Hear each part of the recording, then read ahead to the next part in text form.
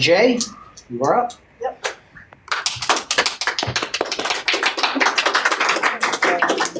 Hey everyone, my name is Jay, he, him pronouns, and I'm going to chat about how to find people to work on a game together. So just the first few questions to start. How many of you were able to find people to work with when you're first starting off with making games? Alright, that's quite a few people. So how many of you have trouble finding people to work with during present day? Oh my, that's also quite a few people as well.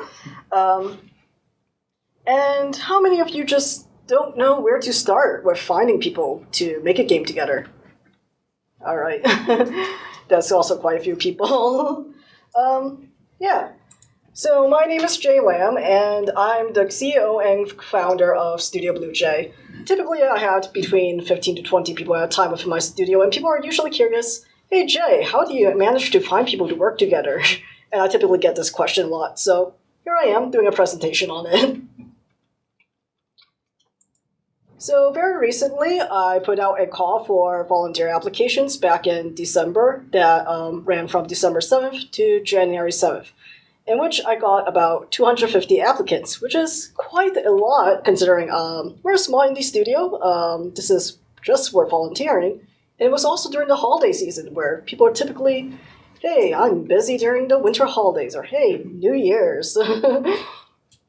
But yeah, so this is actually quite an impressive number of people. But yeah, we'll talk about how I got there eventually. So when you're looking for people, obviously the first option is you have money to pay people to work together with you. You can give them a salary, you can contract them, pay them hourly.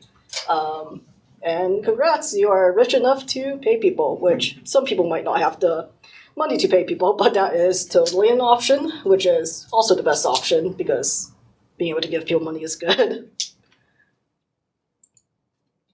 And yeah, you just make it rain money on the people. So in that case, because you can afford to pay people, several places that you can look at are job channels of game dev related discords, game dev related slacks. That's usually a more direct way to find people. There's work for indies, especially if you're an indie. Remote game jobs, if you're hiring someone remotely. And there is someone who manages this really gigantic Google Sheets for the animation / VFX / games industry postings, who's a really dedicated person, which I can link to afterwards if you guys want to chat to me about it. Greco HQ is great in general, and then there's posting on good old LinkedIn. And of course, directly asking friends you know or people you know, like, hey, I need a programmer, or hey, I need an artist. And obviously, this is the logos of some of these places, and also, obviously, there are more places than just these places I've mentioned that you can find people to hire. Option number 2, you have game developer friends, which your friends are there for you, they're here to support you, and it's absolutely valid because, you guys are friends, you know how each other function, you know how each other, works, and you totally get the gist of what's being with, this person, you know their personality. Exploit your relationships. But what if you don't have any game developer friends? You're totally clueless. You have friends, but they work in finance, but they are biologists, or they are chemists, or they're in a totally different field that's not game development. So what do? Events. Socializing, networking. I would definitely recommend Boston Game Dev events, like this one here, with Boston Indies. Very, very great place to meet game developers who are interested in similar things, which are games, and developing games. For online options, there are a lot of great Discords out there, like Cave Bear Games, Amir Safat's Discord, Indie Game Academy, Entry Level. This is also a GIF of quite my very long list of game development Discords. There are probably over 50 of them. You can also go to game jams, hackathons, meeting people online. There's a lot of game jams on itch. And once you get to know these people more over time, you can start to like chat with them one-on-one to get to know them better. And yeah, that's how to make friends from events and going to places, both in person and online.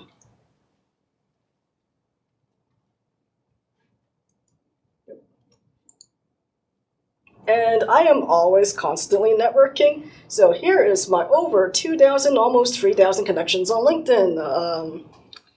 Obviously, to a certain extent, it doesn't really matter on LinkedIn once you're past 1,000, because then you have like people who are like, here is how I got B2B sales based on my wedding post, which can always be a thing, but hey, that's something that exists. But LinkedIn is kind of a necessary evil. And being well networked, you can easily find people who want to work together. But yeah, that's eventually when you get to that point. Option number 3, going to game jams. Because when you're going to a game jam, you are directly working with someone. You get to know how they work, and you get put into this environment where you're actually working with this one person or these couple of people or these group of people on a game together. And also, like, please get some sleep when you're doing game jam. I see a lot of people who just don't sleep at all. And drink water. That's important to stay hydrated. So where can you find game jams to work with people for? Obviously, itch.io has a lot of game jams listed on their website, where you can find game jams just about every other day, every week, every month, really. Global Game Jam also has like several sites. It just happened recently in January. It's a great way to connect with people with having a game jam in person or hybrid. There is Bracky's Game Jam, which is happening soon, around the second half of February. Ludum Dare, Indiecade, and also like similar to game jams, there's also hackathons such as Reality Hack that happened recently in MIT. And not game jams, but similarly in like the small project area, Tiny Mass Games. Tiny Mass Games is a Discord of a group of people who create games that last for like every 3 months, and they're a great way to work on like longer projects than game jams, but not quite as long as a full-out game that lasts for like a whole year. If you just want to like work on something that's with a group of people, but longer than a game jam. And of course, you can always make your own game jam on itch.io, host your own, and try to gather people from there and make new friends from there. And this is how the game jams site thing listing looks like on itch.io initially, where you can have different tabs to look at featured game jams, upcoming game jams, and previous game jams. The next option is something I've done intensively is putting out volunteer listings and revenue share, where you either you don't really have any money to pay people, or you just don't have any game development friends. I mean, technically I have game development friends, but also I like volunteering at the same time. And yeah. So my stance on volunteering is that there's nothing wrong as long as both parties know what each other is getting into, and as long as your goals align, as long as like what you want to get to are essentially on the same wavelength. At the same time, also, game industry jobs are extremely hard to get right now, especially since 2022 with mass layoffs and people trying to get in but getting rejected, and then more people getting laid off. And while this time when you're just waiting for a job to come by, you might feel like, hey, I want to like polish up all my skills, or you want to work with a group of people, because recruiters typically want to add people who have done teamwork together with a team before. I mean, solo dev is totally valid. I'm thinking in the terms of like when you want to get hired in the meantime. So it's always great to work on a personal project with someone else, or group projects together with fellow game devs while the job industry recovers. Yeah, just essentially keeping your skills sharp. So how I do this is step 1, create a volunteer form. I use Google Forms. you typically want to chat about like what is your studio about, so people can get the gist of what your goals are. Describe your game, stuff like story, gameplay, trailer. Make sure they have an idea of what the overall task list is, what roles you need, and then questions about people's basic info and portfolios. Oh yeah, and also make sure you added that line on there, or people would just be like, oh no, did I miss the deadline for applying? Or is this form still open? And the next step is, once you have that form done, post it everywhere. I would post it all on my 50 plus game dev related Discord servers, on Slacks, on like social media. I'll post a flyer like somewhere in Somerville, like, hey, I need help. And just go everywhere. And then step number 3, get other people to repost. If you have friends, family, fellow game devs that want to help out, just getting that outreach very far. I had Ayla from Cave Bear Games. She's quite popular, where she has 10,000 followers on LinkedIn, and she saw my post and reposted it, and I had like, oh my gosh, so many people reposting and liking that post I had on LinkedIn, which went up to like 31 reposts. But yeah, you want to get that post or that listing in front of many eyes as possible when you're trying to get as many people to sign up. Step number 4. Sending out reminders so people know that your listing exists, and that was especially helpful during the holidays where people are just going to mentally disappear during like, okay, I'm spending time at a family gathering, or this is New Year's Eve and I'm watching the ball drop at New York City. So once they see that like listing again, it just becomes instantly refreshed in their mind. So it's like, hey, well, there's 1 more week to apply. Guys, 3 more days. Guys, apply tonight. And of course, step 5, once you get all the people you need, or once it's the deadline, you close that form and you start to sift through people. Sometimes it's just easy to eliminate people when they don't send a portfolio, because it's really hard to judge when there's no portfolio. Skill sets that don't match your game, for instance. The current game that my studio is working on is a 2D art-based game, and we had like 3D artists sign up, and I'm like, oh gosh, your 3D art is good, but I'm sorry, we don't necessarily need a 3D artist right now. People that apply without reading what they're getting into. Sometimes there's awkward replies from disturbing people, and other stuff that's in your own discretion. I had a lot of very interesting replies, like, hey, what's your portfolio? None. Okay. I don't know what else to say. Like, do you have a Discord username? How do I contact you? How do I reach out to say, hey, here's what I think of your portfolio. So, I mean, yeah. And once you have, like, let's say, for instance, like me, where I had 250 people, you can select the people that you want to interview after sifting through. The reason why we want to do an interview is just to get a vibe of, does this person get along with me personality-wise? Does this person get along with the team? Because you want to make sure, like, when you're working in a team together, everyone functions along, gets along. Otherwise, it's like everyone, like, dogfighting and just kind of then things crumble down when people don't get along.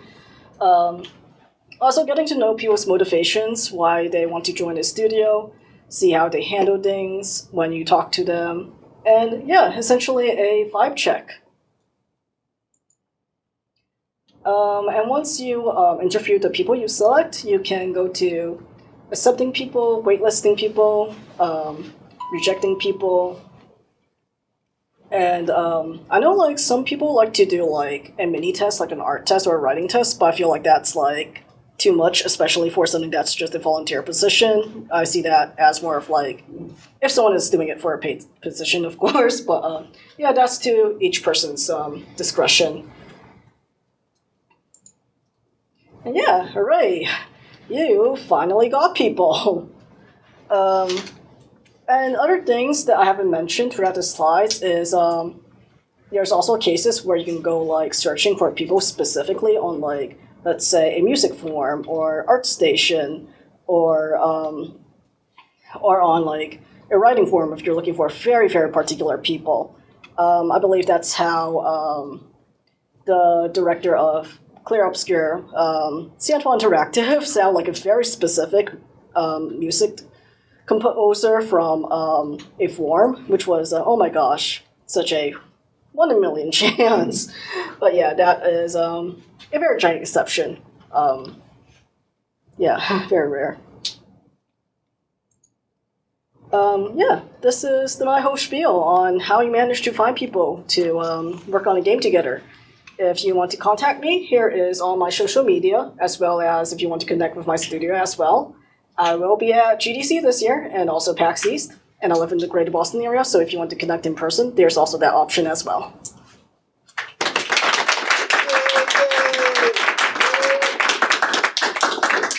Any questions? Yeah. Hi, thank you. That is all very motivational and helpful for trying to get into actually doing some real work. I have a question. You mentioned Cave Bear Games. Could you speak a little more about them? Yeah, absolutely. So Cave Bear Games started when Ayla, the founder of Cave Bear Games, she was looking for a way to get portfolio work in while like the games industry was recovering, and she had a group of people that also wanted to make a game together. So they decided to work on the game together, knowing that this is like purely volunteer work, even though that like later on they're going to get something finished and done on their portfolio, even if though they are like all junior developers, and which they did. And they had like many recruiters mention that like it's impressive that they've managed to finish a game as volunteers, 14 volunteers, while being on the junior level. Yeah. Thank you. And since then, they also decided to like start a collective as Cave Bear Games, the community, where they connect very many similar volunteer-based studios together to be able to network, find each other, and have resources and find other volunteers for each other as well. Thank you so much. Yeah, you're welcome. Caleb. If you do a revenue share split, how do you determine what percentage people get? Like, what happens if somebody leaves early, or have you dealt with that at all? Oh, yeah, so that's a very nuanced answer, so that really depends on, like, each studio. But for how I would do it, it would be, like, the number of hours someone worked times the amount of work they've done, because, like, some people might work faster, some people might work slower. In the instance that, like, someone leaves early, depends on how early, and also, like, depends on how long they've worked for, excuse me. So let's say someone works for 3 months, then they get like the revenue share for those 3 months. Let's say someone leaves like super early where they're just there for 1 day and then they disappear. I'm not sure if that quantifies as much work if they didn't do anything during that 1 day. But yeah, that's my consensus.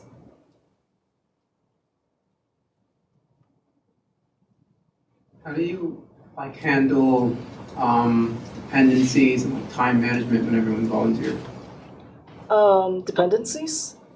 Like one person needs a file or they need something done before they can do their work, and then they're waiting on someone else to do it. Yeah, absolutely. Yeah, so my work would be divided up with my producer, where we check in on each person on the pipeline on like, hey, do you need help doing this? Do you need help with like this subject?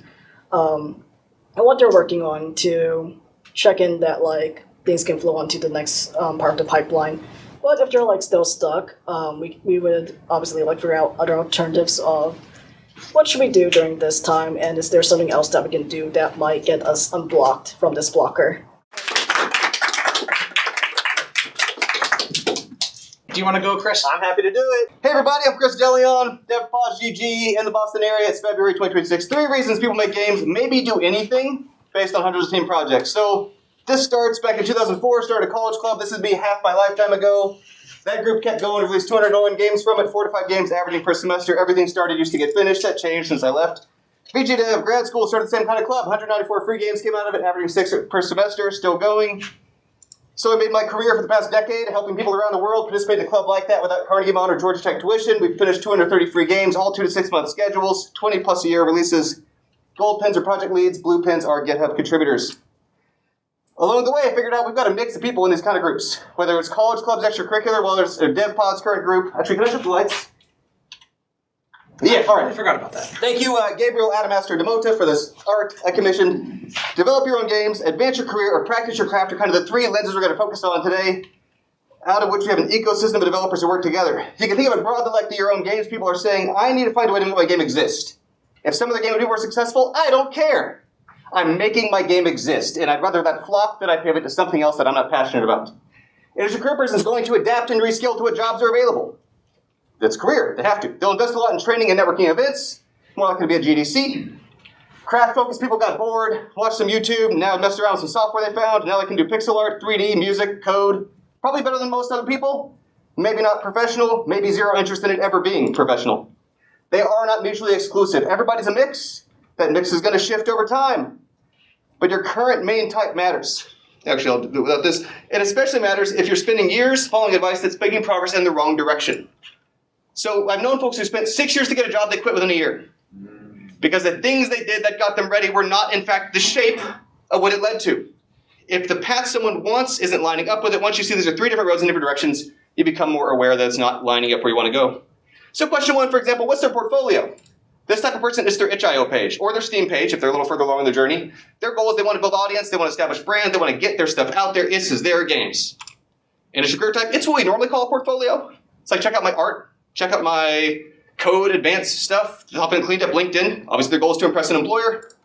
The craft person is scattered everywhere. It's a mess. They got some GitHub stuff, they got some ArtStation stuff, they got a SoundCloud. If they're really advanced, people may pay them to like keep cranking out whatever it is that they're doing. They may or may not care about audience at all.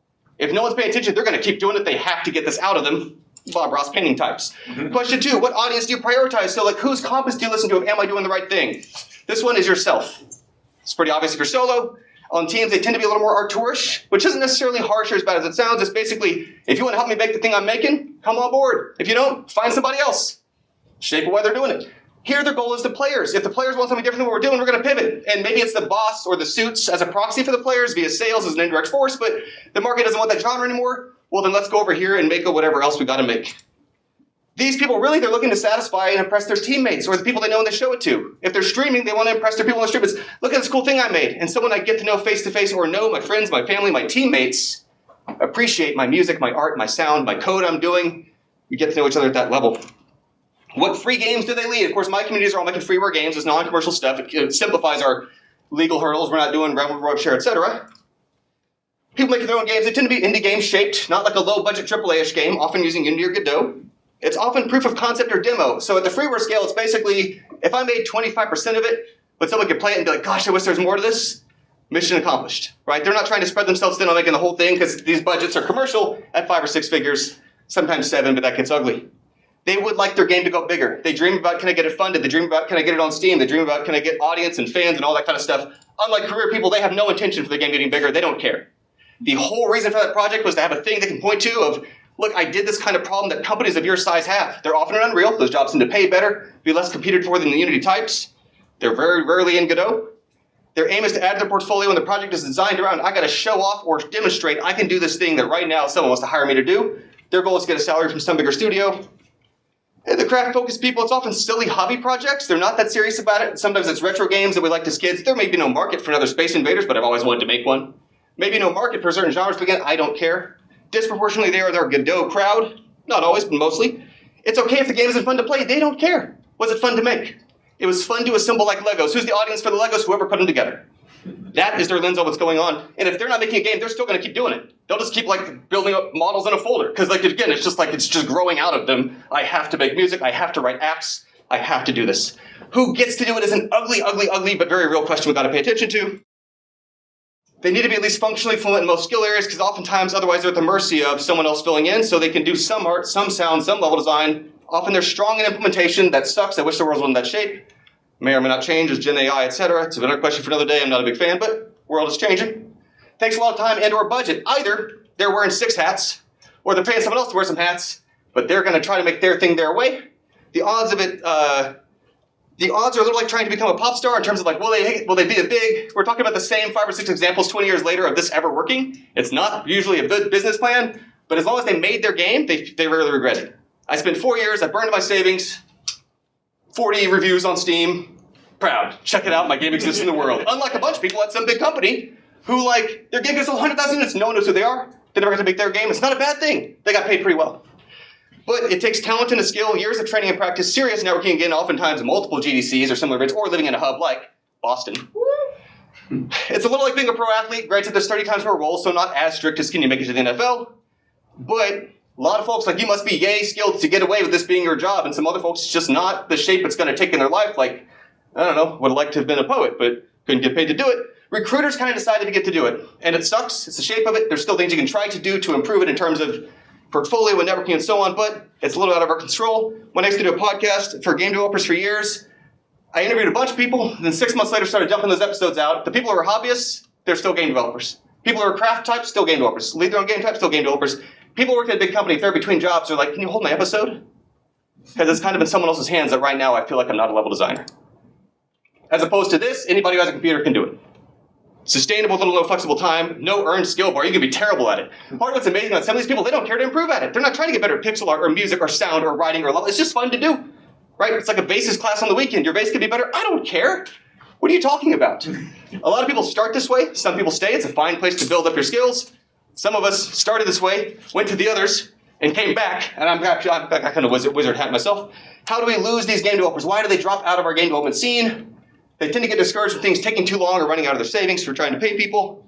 This is where part of why in our group we try to make it workable so that they're not burning their savings, so that they're not finishing things that take too long alone. They can get it done in 4, 5, 6 months on each game.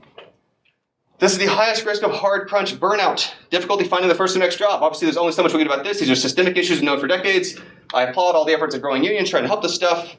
It's one of the ways where some people find our group because they're between work and they're like, oh shoot, I gotta be able to show I can use the newer version of Unreal. I need to show a game can be deployed on VR. I need to show I can do a thing on Android because that's the shape I'm currently finding for the jobs I'm looking at. But it's a challenging space. We lose people for, again, reasons out of their control. And these people, even though it seems like it's the most sustainable, basically they lose touch with it. They can't find new peers who appreciate what they're making. When they were in college in the dorm, when they were in a different stage of life, before they moved cities, when they had the Boston hub, gosh, there were friends who appreciated the cool stuff that they're doing, kind of which stuff they're working on. And as we move into a stage of life where it's harder to find those peers, it's tougher to do. So again, one of the ways we try to help these people is that they've at any given time, people who care about it because they're chipping on the same project, and even if it's not advanced and not fancy, it doesn't have to be, someone else appreciates this new pixel art you did.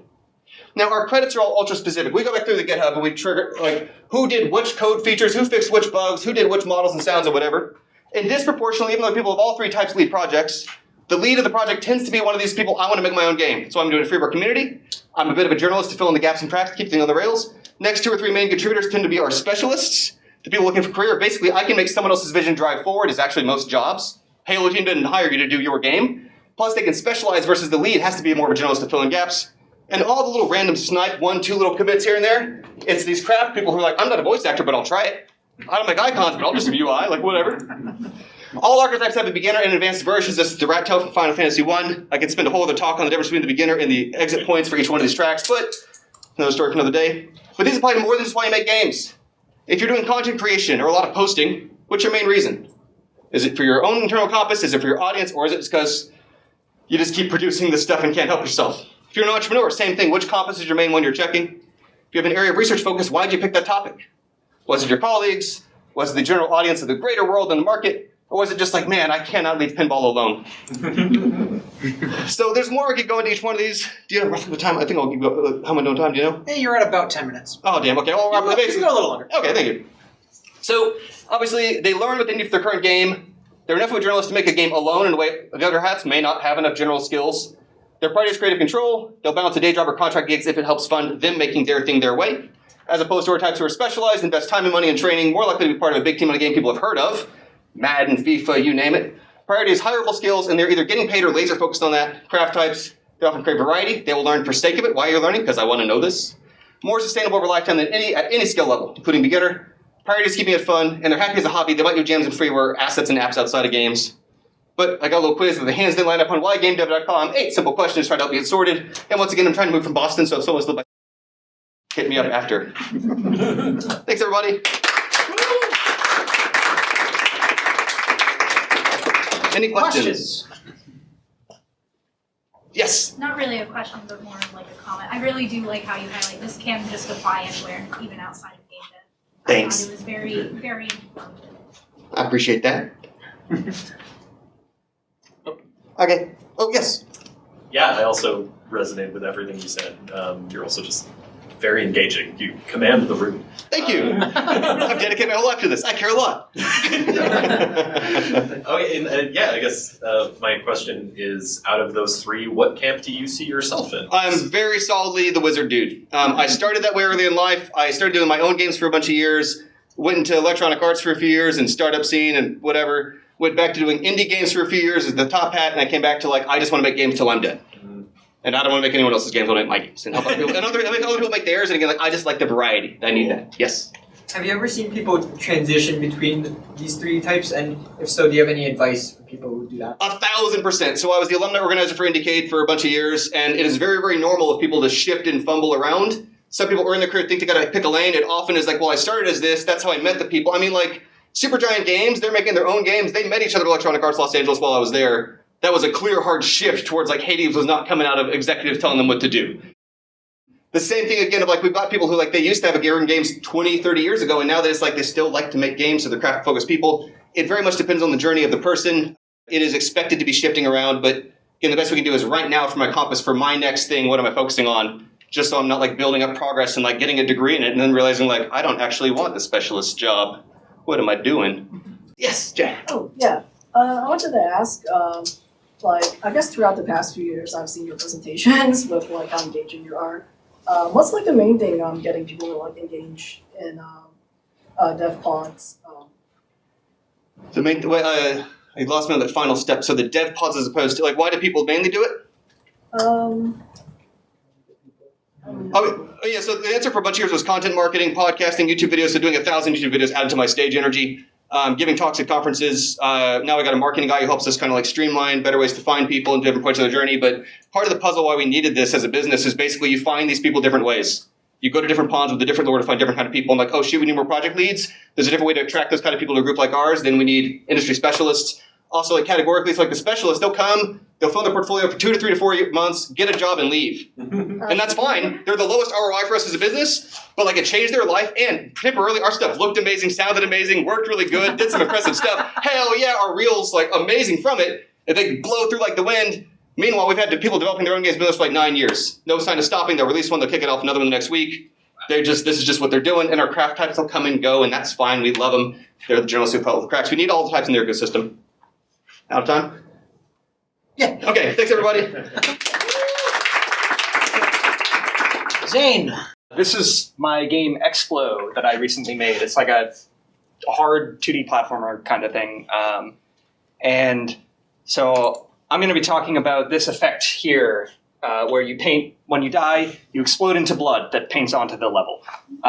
Specifically, this is in Godot, but I'm trying to maybe surface some points about optimization that would apply generally to any game.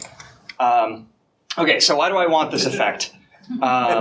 So there's sort of a tonal reason for it where, everything's sort of black and white and bleak in this world except for the blood. And, there's a strong visual effect to it that I enjoy. There's a functional purpose as well. If you see this screen, you can tell this is a hard one, that there's been a lot of death on this one. And so when you conquer it, maybe you can look back and you can see how much work you put into that screen. And I didn't know how to do this, so I think learning it is as good a reason as any. So some of the reference material I was looking at for this sort of effect, Nidhogg was my number one inspiration on this. It's got the same sort of solid color, very drippy. I liked. There's this really nice aspect to it where when the blood coats an area. So in this game, you're playing against another player and you're pushing back and forth. And when you come across an area that's got a lot of blood on it, at like a choke point, if you whether you breeze past it or you stay there and you add more blood, that tells a story. So I really like this. Katana Zero is another example. Here, it's splattering onto the background, which is actually a very different thing than Nidhogg or my game, where it's onto the level, because you don't have to worry about checking collision here. But very nice effect here. Super Meat Boy is one that people say a lot when they see my game. But a good, you see he explodes into like blood particles and stuff like mine, but each tile can only be painted once. So it's sort of like a resolution difference where in this, it's per tile is there blood or not. In mine, it's per pixel is there blood or not. So different problem to solve. And then there's this game, which I found after making mine, which has this blood that paints, and it paints with depth and stuff like mine. And it actually has a gameplay effect in this. So this game looks neat. I don't know. So some problems specific to my game, Explo. It's got a pretty big world, like 224 screens is pretty substantial, and it's all of this is sort of interconnected in ways that I need it all loaded at once. And I want it so that if you cycle back to an area, you can still see the blood there from before. I want some persistence to it. Everything is very small, especially the player character here. The tiles are 8x8, so I need the blood to also be very small, so it's a single pixel. And then because of that, I kind of need a large amount of these blood particles because they're so small. And performance. This is like a twitchy action game, so it's not worth sacrificing a smooth, stable frame rate for this. If that's a fail if we're dropping below 60. So here's the first sort of naive implementation I did. Generally in Godot, you structure things as you have the scene tree and you make like a root node and you compose behaviors and stuff with children. So there's my actual player. It's got a sprite. It's got a collider on it. It's got a bunch of sound effects and stuff. And so maybe we would do a blood particle like this, but it's 1 pixel, we said, so drop the sprite. We'll just do it in code. So I watched this tutorial, and they did exactly that. And this is sort of what I based it off of, was going from this tutorial, because I'm like, oh, someone did a video on exactly what I want. And I checked it out, and it wasn't exactly what I want, but it was close enough that I could start from here and work. And sure enough, yeah, they did exactly like I said in the last slide. So to determine where on the terrain we can actually paint the blood, we're leveraging Godot's physics system because it's nice. Like I have these tiles where there's a little chunk taken out of it, and I want the blood to only be where the level actually is. So we can use the colliders for that. See, it's good there. Here, it's not. This was a big problem, though. I would not advise using physics for this. The problem was that I have double colliders on everything because I have the world geometry and the blood terrain. You can see there's overlapping triangles here. And that was a huge problem because because the whole world is loaded at once, the collision completely broke down because I used up all the resource IDs, all 200,000 that they allocate. Fortunately, Godot is open source, so we were able to recompile it with more, just up the cap on the resource IDs. And it worked, no problem. That's a solution. So, okay, some of the problems with this implementation, other than the thing I talked about. It's only got one image, so it's only handles it for one screen with just one sort of transparent image overlaid over it that we're painting the blood onto. But I want to cover this whole world, which would be 9,000 by 6,000 pixels, way too big to operate on. And instantiating the nodes, because they're using areas, which are physics objects with collision, or that can detect collision, it's very expensive to create all these physics objects. I had big lag spikes when you die, it makes 20 of them. Even that was problematic. So addressing the first point, we need to cover the whole world.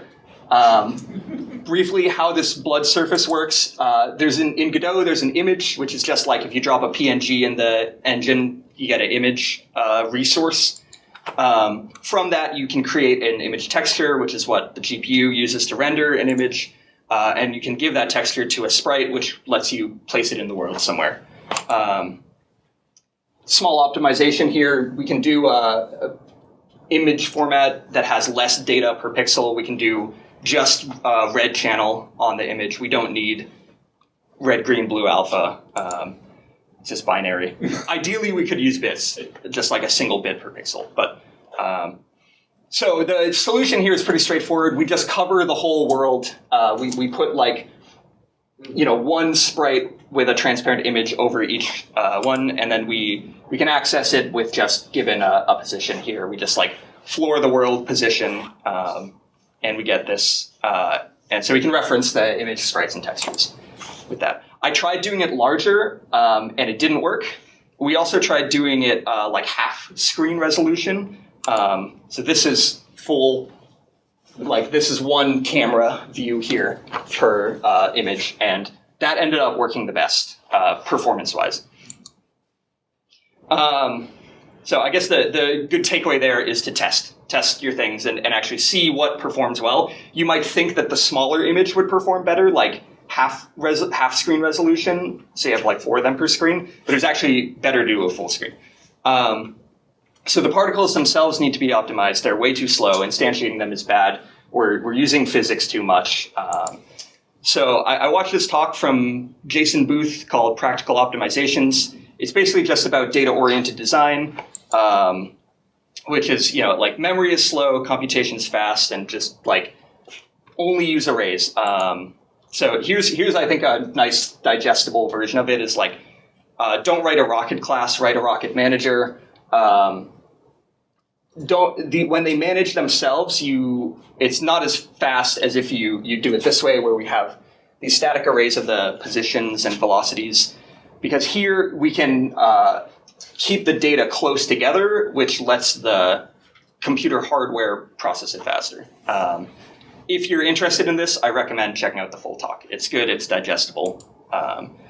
So we're going to scrap this scene, and we're just going to have arrays of each of the things. This is managed by the same script that controls those sprites.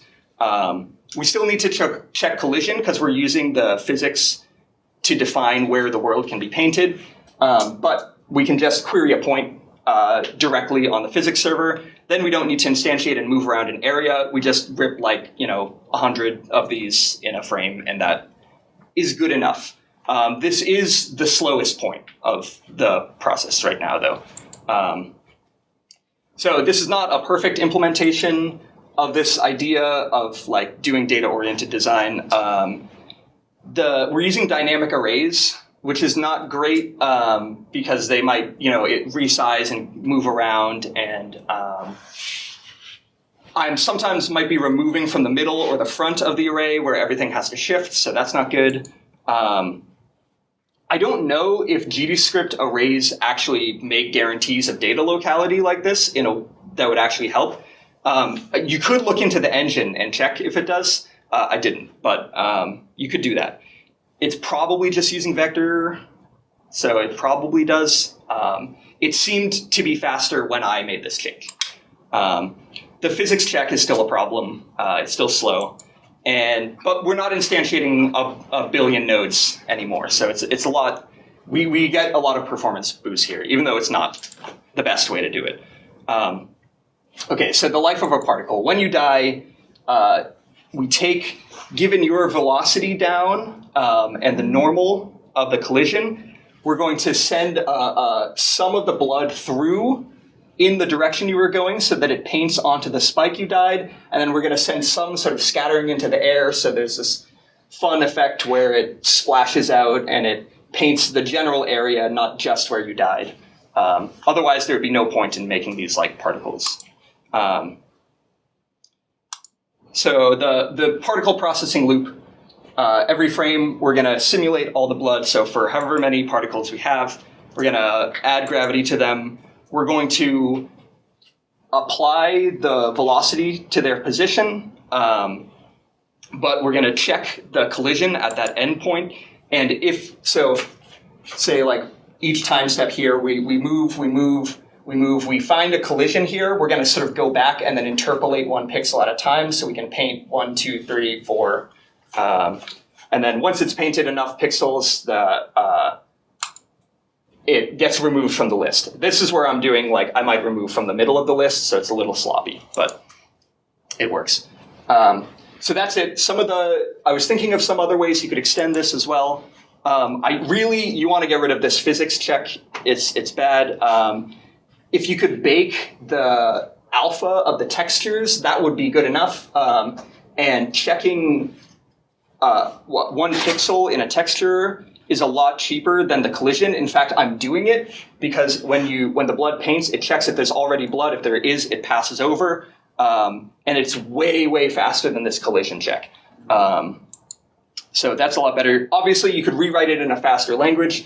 With Godot, you could write this in C++ as like a Godot GD extension or something, and then you could have this high performance hot path much faster. You could have the blood dry over time. This was something I wanted to do for a while that didn't get into the final game, but I made it in like 5 minutes when I was making this talk. The blood just gets darker over time. It's a little fast here, but you could do it a lot slower. It's got kind of a neat effect. I don't know. I don't love it, but it's kind of interesting. Saving and loading it, I would like the blood to persist across play sessions. Right now, when you quit, it just completely clears out the blood. Reloading loses it, so one way you could do it is just save all the PNGs. This would increase the time to save and load, which could be bad, but whatever. It's probably fine. You could do this. Another way would be to use a seed, like keep your RNG seeded for all the randomness on the variance of the angle and magnitude of the blood particles, and then we could save each death point and velocity and normal, and then we could replay it at the start of the game. This would add more time to the start of the game, but the startup is already slow, so maybe that's fine. So that's it. We released this game. Yeah. I have it here, and we put it on Steam also last month. So that was fun. The end.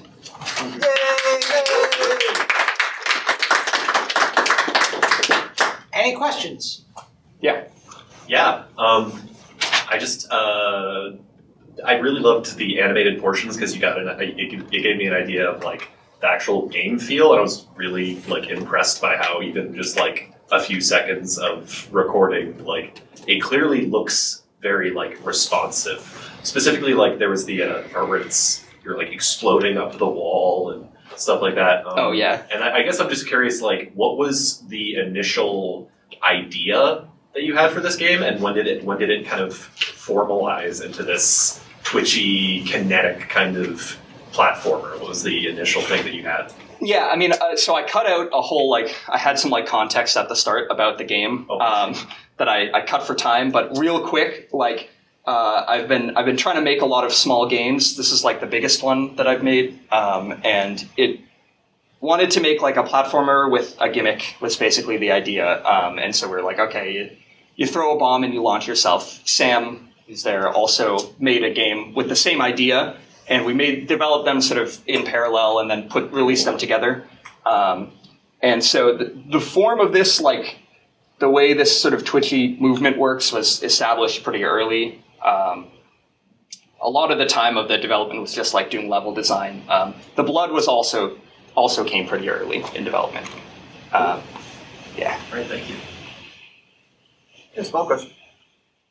Yeah. So I just noticed the cool animation in the background. Is it that discretized in the game, or is that a GIF artifact?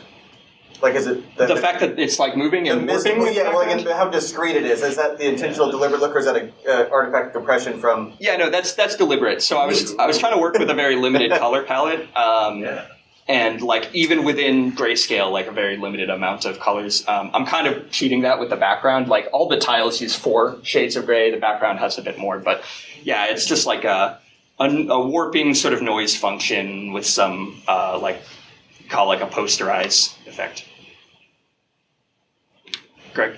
I wanted to ask about profiling, right? So like you talked about like, oh, okay, we're gonna go and interpolate, we're gonna linearly do that as opposed to like binary search it or something like that. You had an equation at the end where you were doing this or this or this, where maybe the, like in my optimizing brain, I'm like, oh, couldn't you just AND the results of those together and then you're doing fewer conditions?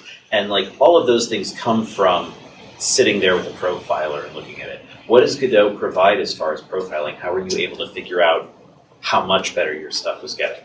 Yeah, so Godot has a built-in profiler that when you're running your game in debug mode, right, you can see it will tell you, you know, for however long you record your time on there, you know, which of your script functions are taking up time. And so that was my main tool for figuring it out. But it's actually really limited and I was sort of hitting the limits of it a lot working on it. Sometimes I would have issues where, like, it would be just like, oh, physics is taking a lot of time. And I'm like, can you be more specific? Like, what about physics is causing me to drop like 10 frames here? Like, so that was sort of an issue. They have some, I think they're working on like, Tracy. Yeah, they have like Tracy. I don't really know. I haven't used that, but they have like some Tracy support that they added recently. So you could use that maybe to get a better idea of what's going in the engine. But as far as figuring out what parts of my code were slow or fast, like for example, here I've got check empty pixel at and check collision at. I could see those ran the same amount of times or whatever, and then like, or each run of this was much slower than that one. And then this is sort of interfacing with the physics. So that. As a follow-up, is there any way to like dive it down into like raw C or assembly or anything like that? Like if you had a really performant routine you needed to call, is there any way to like do a DLL or anything like that that lets you get all the way down into the metal? Yeah, so you can, they have bindings for different languages as extensions where you can write like a piece that needs to be performant as its own like add-on sort of for Godot, and then it's I haven't done this too much, but this is what I'm referring to here. Is they have like bindings for like C++ or Rust or whatever if you want to. So this is, you're still using Godot, but you're calling into like a little function somewhere else that's done in more performant. Cool. So you could isolate this blood system into its own thing. Nice. Thank you.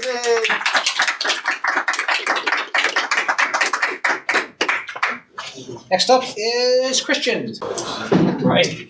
So thanks everyone for having me here. I really wanted to talk about this game that I've been working on. And specifically, it's been going really deep into enemies with more personality, different inputs and animations, and how to make more hits with more impactful presence in your game. So quick table of contents, just go over an intro, some stuff about animation, AI behavior, and melee combat. I'm going to try to go fast because there's a lot in there. I could only cram in so much. So quick brief about me.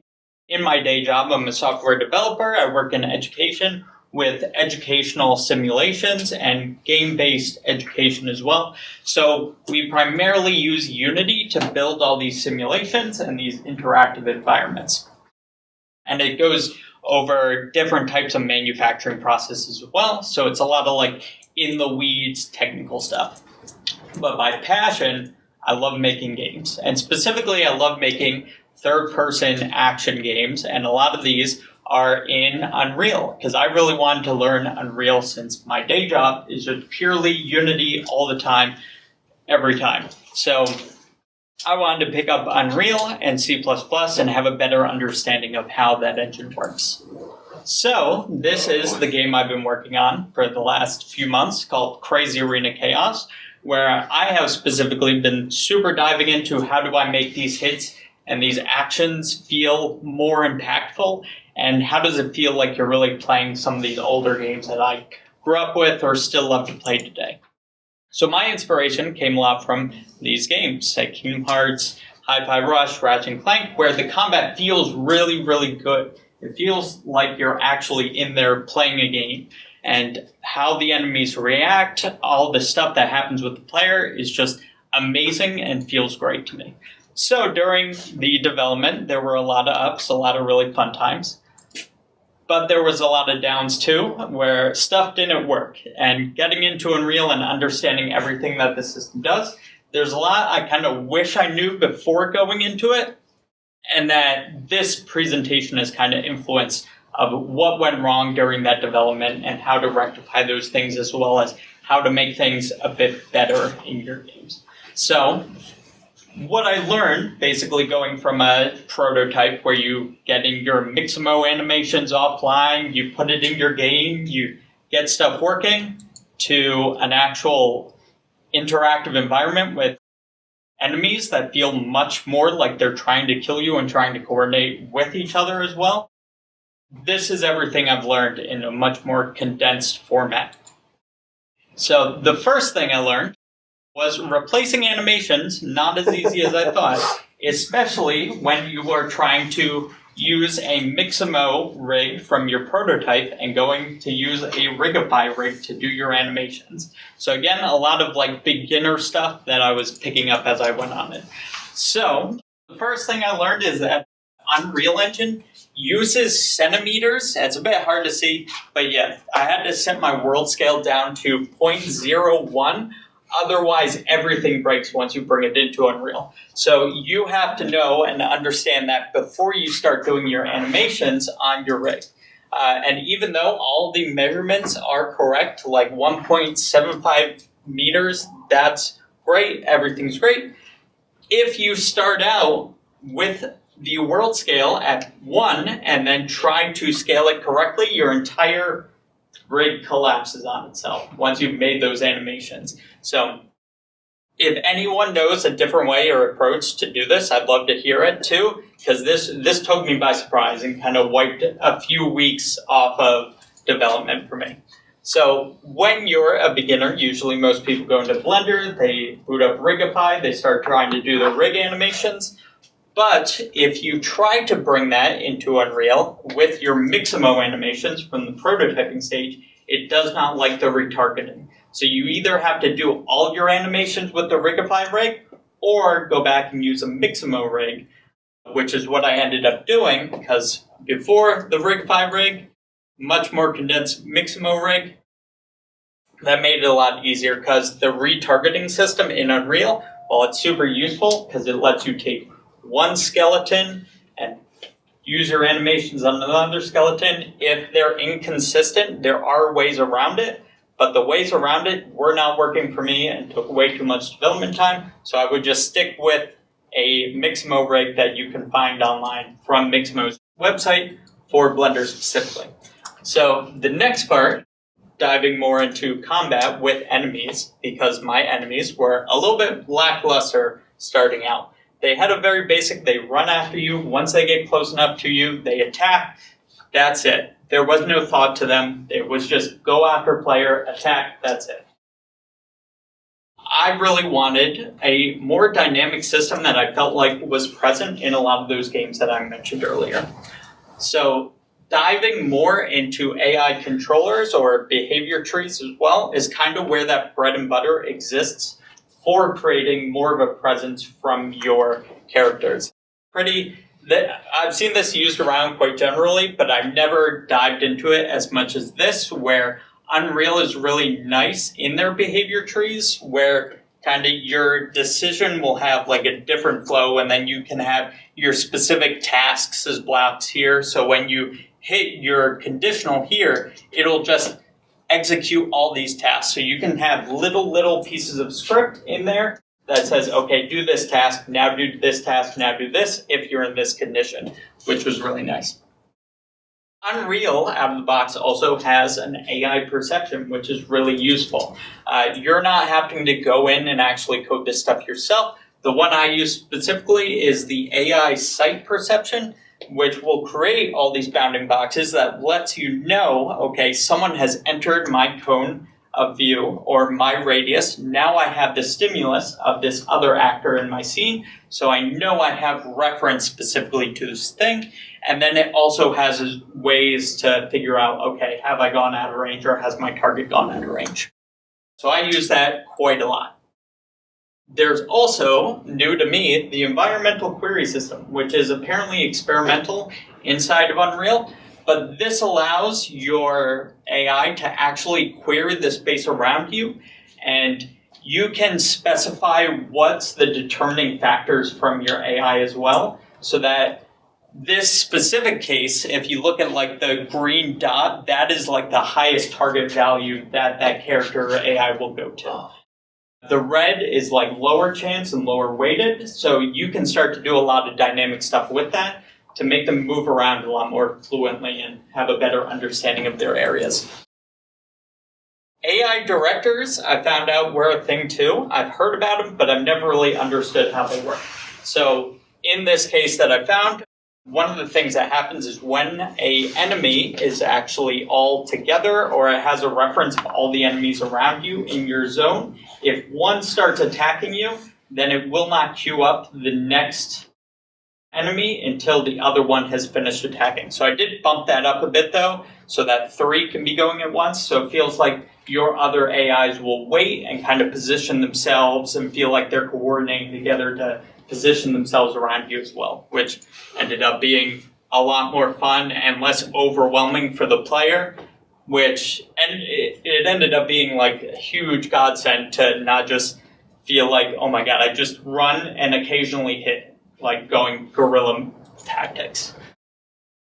So going a bit back, or going into after that, is kind of deeper into attacks after the AI. So the first thing I learned is that in Unreal, you can break up your attack sequence into a montage where you can specify like, okay, here's attack 1, here's attack 2, here's attack 3. So if you have kind of a chained combo attack system, that's an animation that goes over time, you can break it up so that you can queue up, okay, I'm through attack 2 here. And inside these montages as well, you can hit flags in here that will tell whatever actor this animation is running on to do specific things. So this would be how you turn on like your hitboxes and your colliders and turn on like your different input buffers as well to be able to go through different combo attacks. One thing that I was not liking was that when I would attack, my player would stand still. So an enemy would be like walking away from you and you'd be like, oh my god, I just tried to hit you and now you're gone. Things aren't connecting. It felt really bad.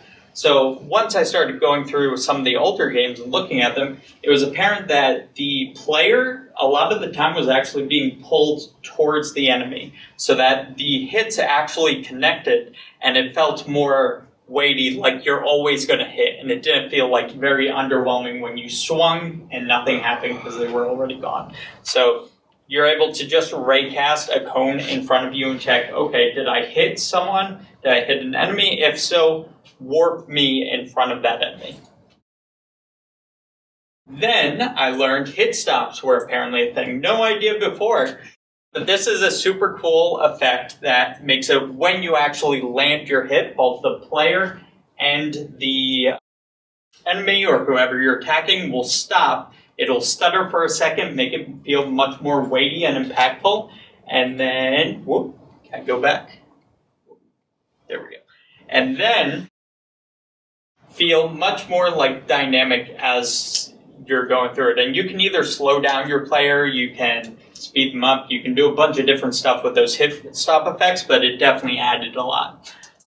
Then there's visual effects. So initially I had kind of like just a small little spark, but then I found that using a bunch of collision particles inside Unreal's engine felt so much better to be able to leave some scrap behind on the actual floor for the enemies that you were hitting around. So that just all made everything just jump so much from like my rinky-dink prototype that was working to an actual combat system that felt like I was really engaged with the system. But yeah, that's it. Feel free to contact me, especially if you have Unreal stuff that I am doing completely wrong. I would love to know how I'm doing it completely wrong. And there's also some resources on how I learned this combat stuff down here, and some of my devlog I put together while I was going through. Yes. I like this game so much. How did you find your teammates? So I found them through DevPods. I did not see that coming. So this is a game I led with DevPods specifically because, like, one of the scenarios Chris talked about, that I professionally work just on simulations and stuff, but this is stuff I love. This is stuff I love so much and wanted to learn, really wanted to get a deep understanding of. And I'd say this project will be coming out in March, but it started only in October, mid-October. The whole thing started in October? Yes. Wow. Like a little bit of prototyping beforehand just to give people an idea. And even Chris sent me the video of the initial prototype where it's just hitting a cylinder and it disappears and that's it. But what's so great about DevPods too is they push you to, okay, your games are releasing. What is the main stuff you need to get in to have this be an actual published game? So it gives you kind of different lens of what needs to be in there and what doesn't. Yes. I was really surprised to hear you say that EQS is still experimental, because I think we shipped a game with it 6 years ago. It was labeled experimental. No. Props to Unreal for not taking that tag off. Gmail still made up. But my question about EQS is, it runs asynchronously, right? Like, you tell it to go do something, and then it gets back to you sometime. And I'm curious, did you have any issues with that as far as your combat or your AI with, like, interfacing between the, like, I want to run this animation now and I don't know where I'm going? Or like a frame or two. I don't have a picture of it, but in the actual behavior tree is when it sets up a task to actually run the EQS system. So the behavior tree will do the query first, send the position to the enemy, and then the enemy AI will be like, okay, I go over there, and then it'll do its animations. But it never, like, stops itself if it's in the middle of an attack animation or getting hit, which is nice too. So it'll query up the position, but it won't do anything with it until it's being told, use that actual position. Okay, cool, thanks. I might be doing it wrong though, so. No. Good answer, thanks. Yes. So comparing Unity and Unreal, do you think that the game that you made was easier to make in Unreal versus Unity? Unreal has like a drastic learning curve, but once you understand all the tools, I think Unreal has a much better tool set to be able to create those games. Unity, I found myself creating a lot of, like, the character controller out of the box in Unity works, but in Unreal it really works, and it's really nice. They have an apply damage out of the box too, which is really nice. I didn't use it, but it works if you do. And it has like a damage modifier type too, where you can specify like elements. So they go pretty in depth into stuff. Yes. Thanks. So my main question is about enemy AI. I didn't know about that whole system either. I'm not on the coding side. I know about like hit stop and things like that. Yeah. I'm a big fighting game fan and stuff.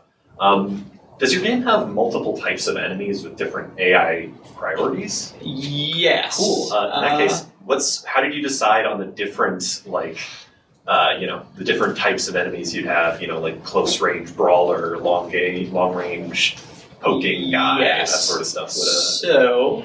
How did you decide those? Like I said, I kind of knew my game needed to be shipped.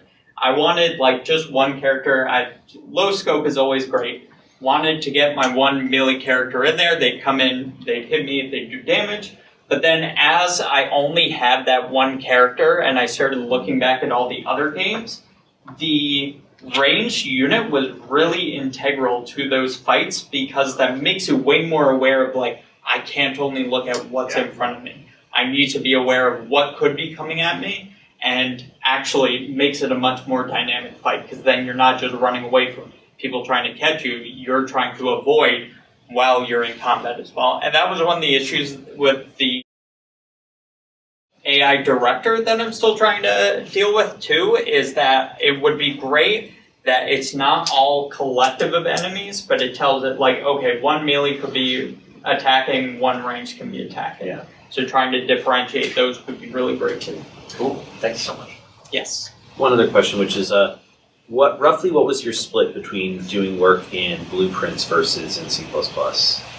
So I started the project specifically going for C++.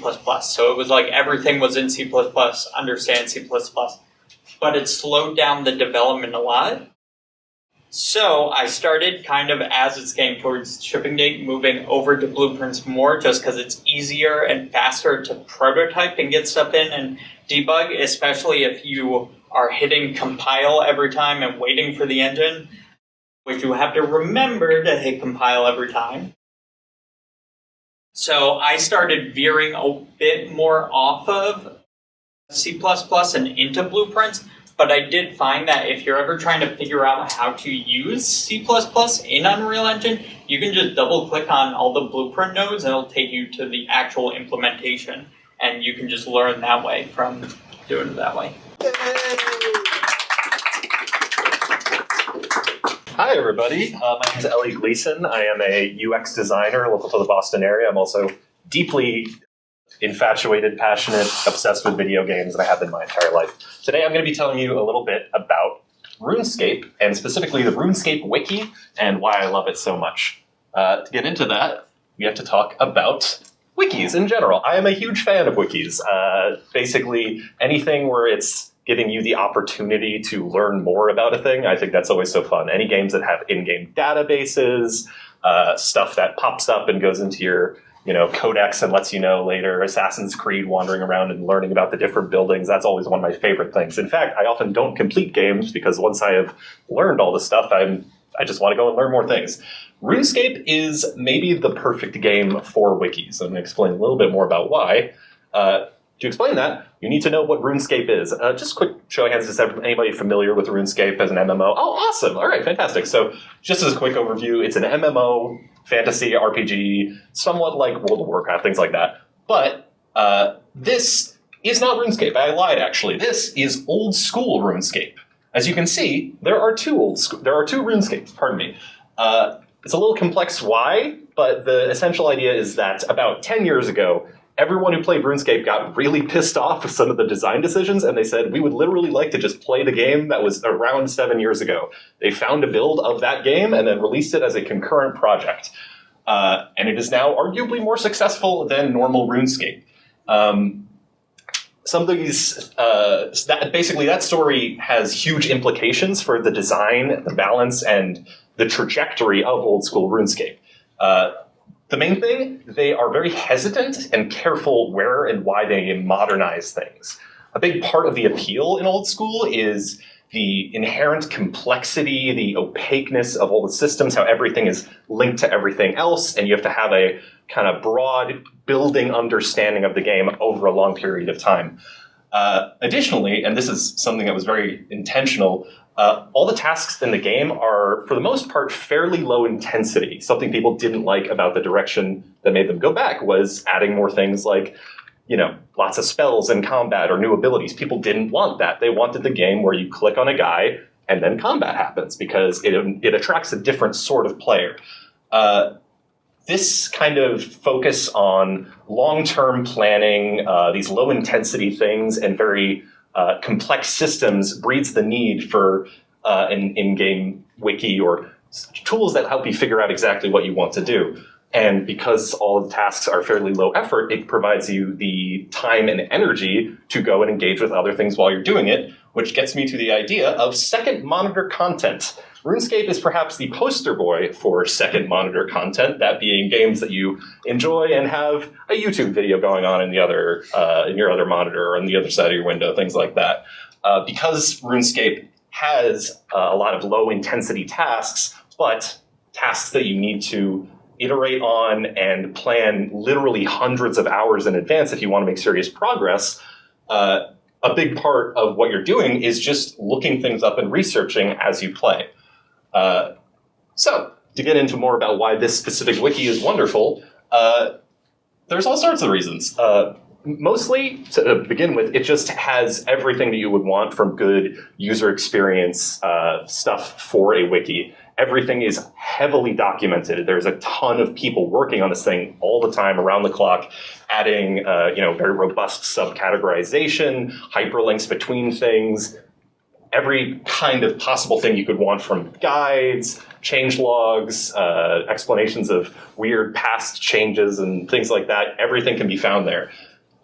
Additionally, what I think is a underrated and very important part of the wiki is their emphasis on trivia. Because you spend a lot of time on the wiki, they have decided that it's fun to make it a more enjoyable experience and a more emotionally evocative thing as you're doing it. So pretty much, as far as I know, almost not every page, but virtually every single page on the wiki has some kind of trivia related to what you're looking at. So if you're looking for a cool weapon that you want to unlock, chances are there's going to be like 3 or 4 random facts about how it was made, how there's improper shading on the blade because they accidentally compiled something wrong, all sorts of different things. References for the pun that the sword is actually based off of. It's like a reference to Lord of the Rings or something. This is honestly really important as a game that is, again, built on all these long-term things and requires so much planning. Having an evocative, novel reason to continue engaging and kind of breeding your curiosity is really fun, and it lends directly into enjoying the game and kind of builds itself into the loop. This is everything I've been talking about so far is kind of just best practices for wikis. Like, this is, great, but it's not exactly like game-changing. The next thing is the reason that I wanted to make this talk. This is the wiki button. It exists on the mobile version as well as one of the clients. There's a whole discussion about how the game has 2 clients that you can decide between to run. Basically what this does is, as you're playing, anytime you can click the wiki button and then click any in-game object, and it will hyperlink you directly to the wiki for that object. That could be an enemy, it could be a weapon, it could be literally a door, and it will have a wiki for that particular thing in the exact place, and that leads you down an entire rabbit hole to find and plan and do more things. As Todd Howard would say, if you see that mountain, you can read more about it on the wiki. Just gotta click it. It's basically one of the hardest things about making a good database and a good wiki-esque experience in-game is that it's hard to find time and make it accessible to get to the things that you want to and to have time to read them. I love the books in Skyrim. I often just kind of pick them up, look at them, and then immediately put them down because I'm not there to read right now. I am there to blast and hit things. You go to RuneScape, half of the reason to read, because you want to read about the quest that you're going to get to in 200 hours and how you're going to get there and all the cool things that you find along the way. So, I'm doing a quest for this priest. Hey, what's the church organ? It turns out the church organ has its own page. It's one of 4 different church organs that it lists in all different places around the map. So basically, it's just making the function of engaging with your curiosity like one click away. And as we all know, having even like one more button press between you and doing something can make people just never engage with it. So for a game that is all about planning and rewarding your curiosity, this is an incredible function. And why does this matter? I just think it's really cool. I've never seen a game that incorporates not just this sort of like research focus, but an external resource into the fundamental gameplay loop. The loop of the game is planning, playing, and executing in a constant sort of cycle. And the fact that the wiki allows you to do that so easily and in a fun, evocative way where you're learning all sorts of fun stuff. You can be taken to a random page and find out about a cool, unique thing that you didn't even know about and that you all of a sudden want to incorporate into your journey. It's very fun and really rewards the kind of curiosity-based gameplay that I find the most engaging. How am I doing on time? You have 7 minutes left. I have 7 minutes left. Oh, fantastic. That gives me a lot of time to talk about my favorite dead ends. These are some of my favorite bottoms of the wormhole on the wiki. Like I said, I love just browsing things on the wiki, finding out cool random things. I probably spent about as much time on the wiki as I have just playing. And here's a few of my favorite things. This is the Enchanted Valley. In RuneScape, you spend a lot of time doing, random crafting things like mining, fishing, watering your plants, stuff like that. Up until a few years ago, there was a chance that when you did any of those things, you'd be attacked by a random monster. So you're mining and it turns into a golem and hits you. Eventually, people just didn't want that. They thought it was kind of breaking up the gameplay flow. And instead of just deleting it and removing it forever, they made this fun little area that you can teleport to, which has all of the little old guys that you can go and smack around. They also changed it so the XP values and progression you can get from them is completely unviable. So it is basically just like a museum piece of things that no longer exist in the game. And I think that's super cool. There's also other enemies and random things that only exist in this area that have their own wiki page, that have their own trivia. It's just a wonderful little like gold mine of random stuff to find. Next up, the black hole. Back when this game was really small, they didn't have a normal banning function for when people misbehaved. So what they did instead was they just made a place called the black hole, and on a per-person basis, they would just teleport you there and leave you there. As you can imagine, that led to a lot of unexpected issues. People managed to teleport their friends there. People got stuck there for no reason. They would grief each other by, saying, "Oh yeah, you just have to." As you can imagine, all sorts of shenanigans people would get up to. Eventually, game got bigger. They didn't need to do that anymore. They had a more refined banning system. And so, again, they have rendered it to basically a little exhibit where you can find this guy. He gives you this wacky disc called the Disc of Returning, and it takes you to the black hole, and now there's just a nice dwarf there that greets you, and he tells you about how this used to be a thing. I never would have found this unless I was randomly clicking through the wiki, which is the case for all of this cool stuff that I found. The next one is the standing stones. These are functionless objects that exist near a city. I had no idea what they did. I thought that they might be part of a quest or something. The only way I would have been able to figure that out is by clicking on it in-game through the hyperlinking system, because, okay, actually it's not true. You can look up standing stones north of Falador, and it will come up because the wiki is that good. It will get you there no matter what. But the fact that there is this little area that has essentially no function, but like a history to it, it turns out at one point it was part of a canceled skill that they were going to finish developing, and it just kind of didn't go anywhere, but then they just left it in, I think is incredibly cool. I never would have discovered it without the fun, engaging part of the wiki. Next up, we got Something Nice.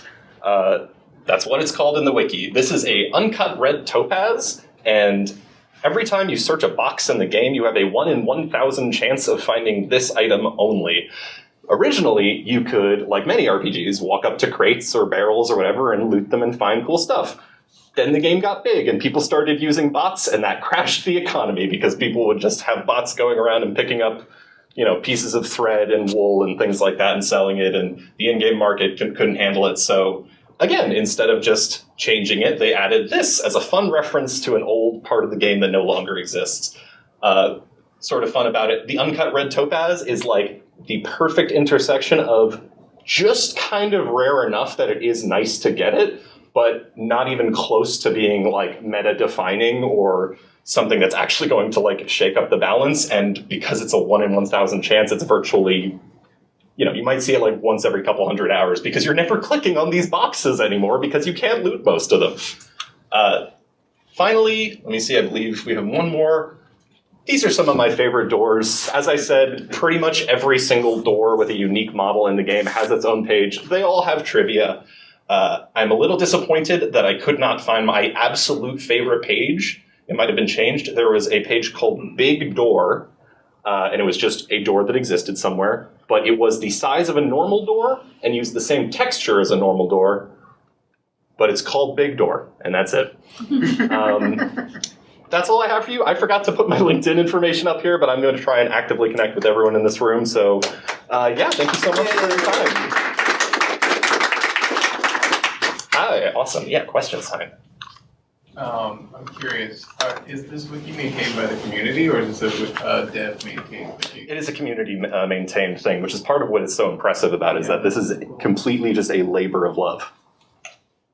Do you have any information on how the developers implemented basically that communication between why they put a community-made wiki that could be edited at any time Exactly. physically into the game. So yeah, that has to do with something I didn't get a chance to talk about, which is the RuneLite client. So the proprietary client run by Jagex, the company that makes RuneScape, is pretty buggy and not very good. So because people love this game and they dedicate their time to it, and half the game is just clicking once every 40 seconds anyway, so they might as well work on something else. People made their own open source client called RuneLite, which allows all sorts of plugins that make the game easier to play, helps you find quests. It incorporates a lot of the stuff that you would need to go to the wiki for into the game client. And then on top of that, they added a button that just lets you go immediately to the wiki. So because that is that was created by fans as well, linking it into the wiki ends up being, kind of makes sense. But it is now also part of the mobile game experience, and at some point they're almost certainly going to put it into the desktop game. And the fact that there is that level of collaboration is incredibly cool. So, yeah. Hi. You wrote delight is measurable. What is delight? Oh my god, I forgot to talk about measurable delight. So as I said, I'm a UX designer, and UX is, basically just the study and work of making things as accessible as possible, as easy and fun to engage with as they can be, and sort of anticipating the problems that might get in the way of that. When I was studying it, I was really just chuffed to discover that one of these metrics beyond, things being transferable, things being accessible, things being easy to parse immediately, is just delight. And it is the intangible feeling that the thing you're engaging with is just good. It's just nice. It's why your phone vibrates when you're tapping out, commands on that. It's why things will you shoot an email on a certain email service and it'll have a little animation that says congratulations. So basically the RuneScape wiki is the most delightful wiki I've ever seen. And I think that's just really cool. All right, so I'm not really familiar with RuneScape here, but to understand it a little bit more, for me, I'm translating it. It's almost like you're playing Dungeons and Dragons, and you're fighting the boss, you're competing in there, you're having your rolling, character sheet, right? Yeah. Is that how I'm imagining that is a great analogy for it, exactly. It's basically like if you were playing D&D and your DM was the most thorough, encyclopedic person ever, and if you point at anything in their video game world, their D&D world, they could explain everything about it, except it's all modeled, in a game, which is pretty cool. All right, so you wouldn't have to open up those books every time. Exactly, yeah. It's interactive, it's immersive, it's fun, and it's very easy to use. It is just one click away at pretty much any moment. Sometimes I just like moving my mouse around the screen to see which things are just elements that I wouldn't expect, this cloud that is just a visual effect has its own wiki page because technically it's an NPC model. Yeah. And just one follow-up question, quick one is, so if people are making these pages, do they get any kind of in-game currency or cloud, kudo points there? He's created 50 pages? I don't believe there's any kind of formalized kudos system or anything like that. The people that contribute the most are, known figures in the community for sure. The top wiki contributors are, I think, also just the people that run the wiki. So as far as I know, there isn't a cape you can get or a cool title that says you're a wiki contributor, but honestly, that would be a really cool function. I'd love to see that. I would honestly also I'd love a game that's just this. That's just you go around the game world and it hyperlinks you to read about things. I would play that in a second. That's kind of what Outer Wilds did in a certain way. Not exactly, but every time you encounter a new thing, it becomes part of your cool information web. So that's pretty cool. Any other questions? Not looking like it. All right. All right. Thanks for your time. Hello, everyone. I'm Caleb Helbling. I'm here today to talk a little bit about some experiments I've been running lately with high-performance voxel rendering.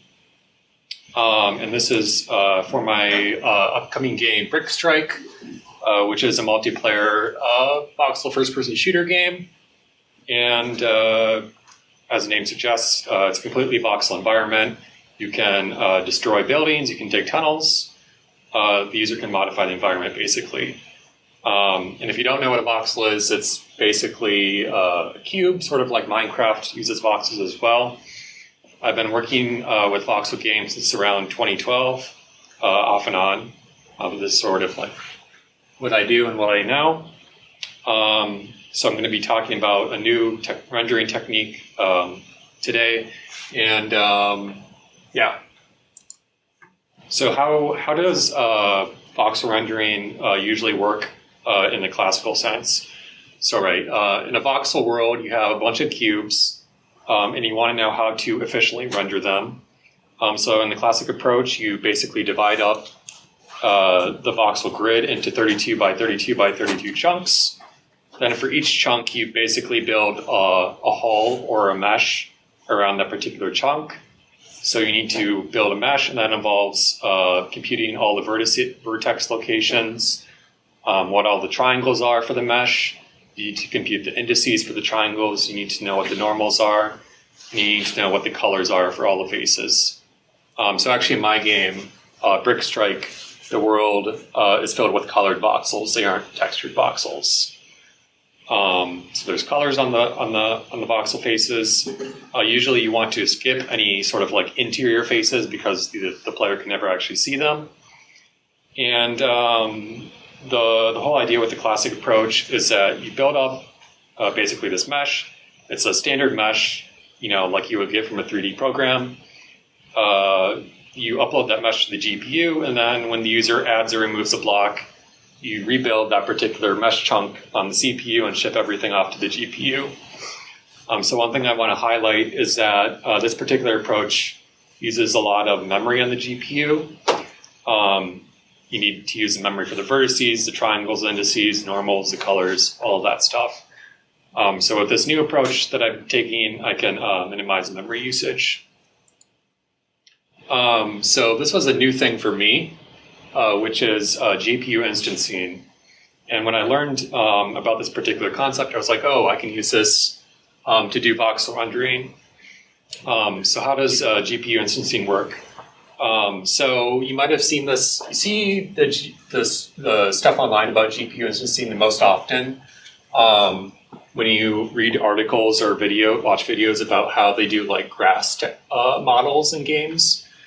It turns out that GPU instancing works by basically telling the GPU to duplicate the mesh by a certain number of times. And you can use that to draw a bunch of different blades of grass, for instance. What I do with this new voxel engine is basically duplicate a bunch of faces of different voxels. And I will cover that shortly.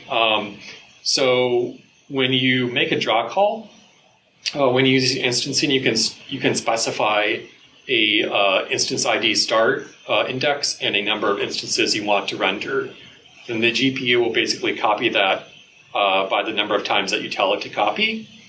And inside of your vertex shader, you receive an instance ID which you can use to do whatever you want.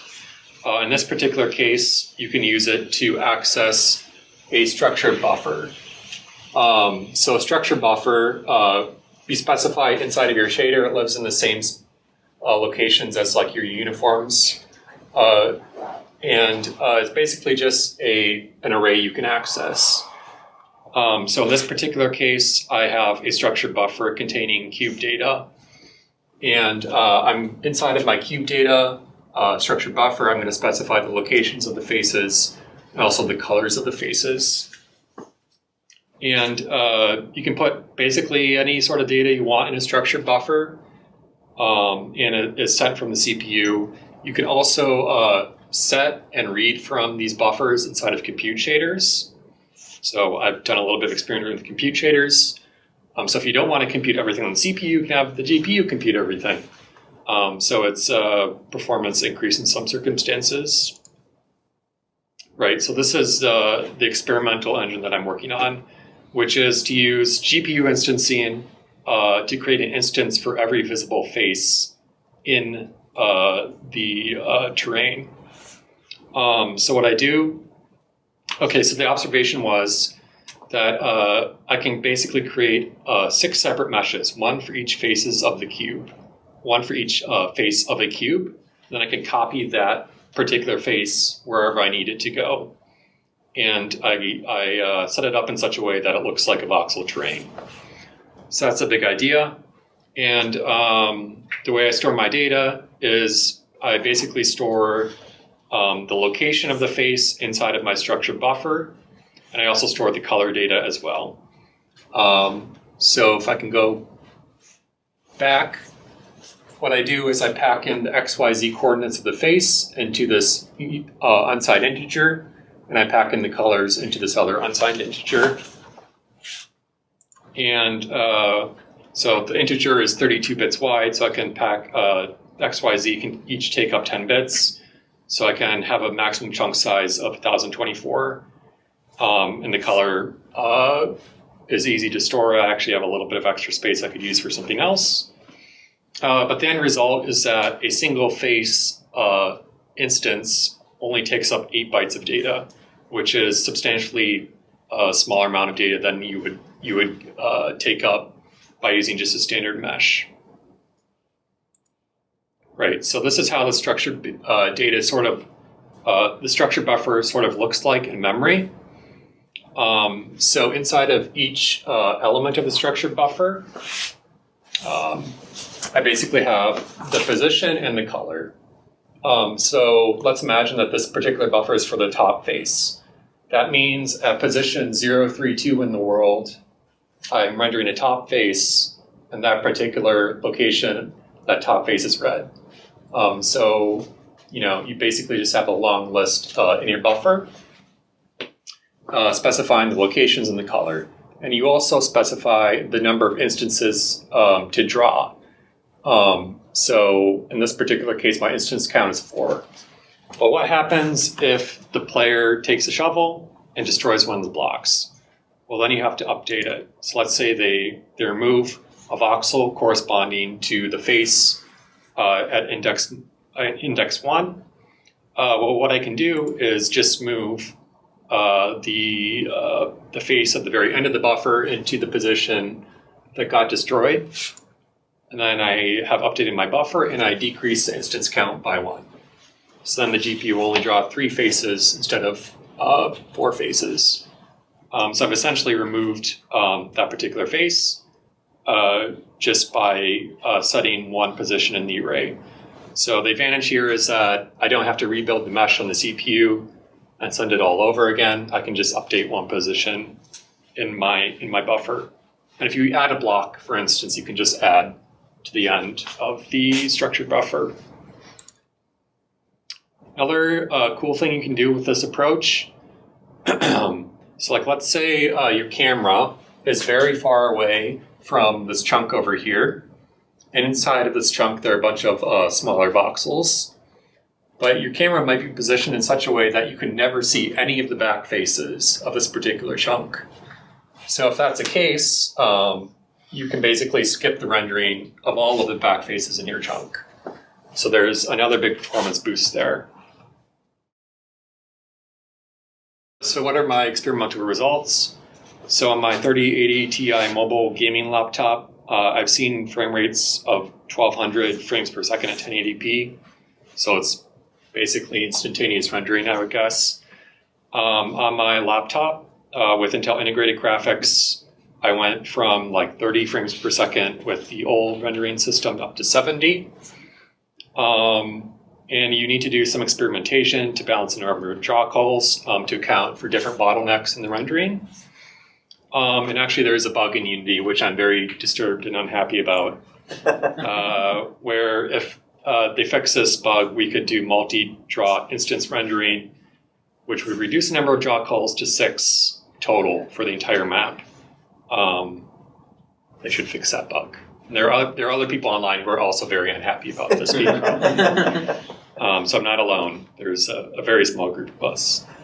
Yeah, and I've also got it running on my mobile phone as well. So it works with like the web export as well. So that was kind of neat. I think my final goal is to like get it running on Chromebooks, but I think that's kind of like a big stretch.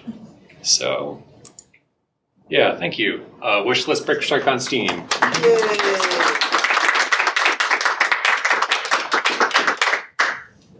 Yeah. I'm kind of curious. So if you're doing all this like mesh instancing, are the meshes that you're instancing also going to be the meshes you're using to determine collision, or is that like a whole different system? So there's a difference between the collision and the rendering mesh. Yeah. So it also depends on what sort of physics needs you have in your game. So I've been trying to move away to custom physics engines where I don't need to build a mesh to collide with. I just directly use the voxel data. But that's sort of like a custom physics engine. One thing you can do with the physics mesh is you can merge adjacent faces together more easily. So like it doesn't matter what color the faces are if they're next to each other for the physics engine. It just matters that their locations, like that they are coplanar or whatever. So you can actually, it's called greedy meshing, I think is the name of it. You can do that on the physics mesh, but not on the rendering mesh, on the mesh the player sees. In a game like Minecraft, you can duplicate the texture across the face, but mine is like a bunch of colored cubes, so greedy meshing does nothing for my particular game. Yeah.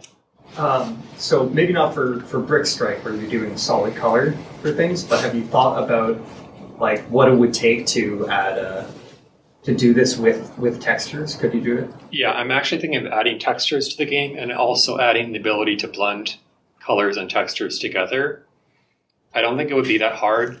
Like if you go back to, I don't know, you probably put some more data into this particular like structure buffer, so you would use more space, but you probably want to put in like UV coordinates or something, and like also send in the texture to the GPU unit, which is like, you know, in your fragment shader you would sample the texture and put it in onto the cube. Like I've done experiments. I made a like a fog shader. You can throw like a smoke grenade in my game.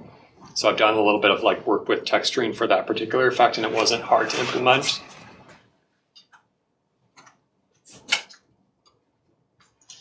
Yeah. As a follow-up to earlier as well, have you considered, was there any consideration around like ray marching and instead of like mesh instancing and stuff like that? Yeah, that was actually on one of my slides, which I didn't talk about. So with voxel games, you can do ray tracing a lot easier than most other games because you have a uniform grid. I haven't done a lot of experimentation with ray tracing. I know that you basically need to use it if you are working with microvoxels, which are like much smaller voxels than Minecraft. So like if you've ever played Teardown, for instance, that has microvoxels. They're like all doing a custom ray tracing engine. So there are definitely performance opportunities there, but then you also give up the ability to work with like standard Unity things because you're doing your own custom rendering thing. Yeah. So for the classic thing, you said like chunks would do like 32 dimensions, but here you get like 1024 in your approach. Is there any reason like, I guess it's map into chunks, sorry. Yeah. What is it? Wait, can you go to the slide where you have your shader? I just want to make sure. Oh, so that's the map. Never mind. I misunderstood something, so don't worry about it. The chunk stuff is interesting. Like my maps are actually small enough where I can fit, the max size is 512 by 512 by 64. So I can actually fit the entire map into one chunk. Okay. But you would still use the system with chunks. It's just a little bit more complicated. And there is actually performance benefits on some systems, like for here, you can immediately call the back faces of all of a chunk if it's far from the camera. So if your entire map is one chunk, you wouldn't be able to do that as easily.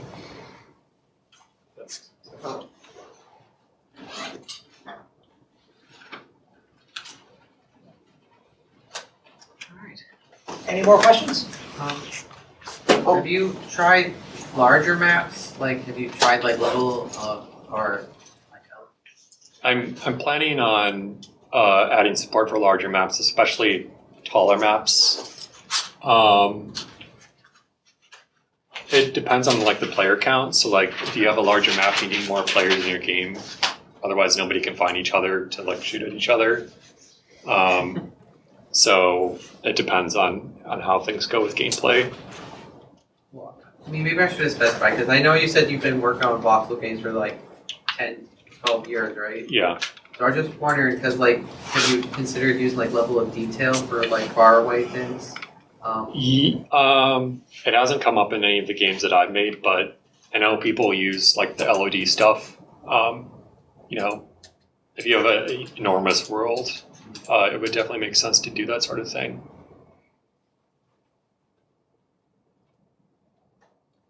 All right.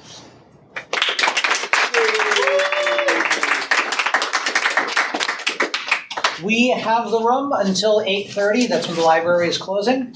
You can hang out and chat, and I can lead us to Felipe's Taqueria. Thanks for organizing, Mark!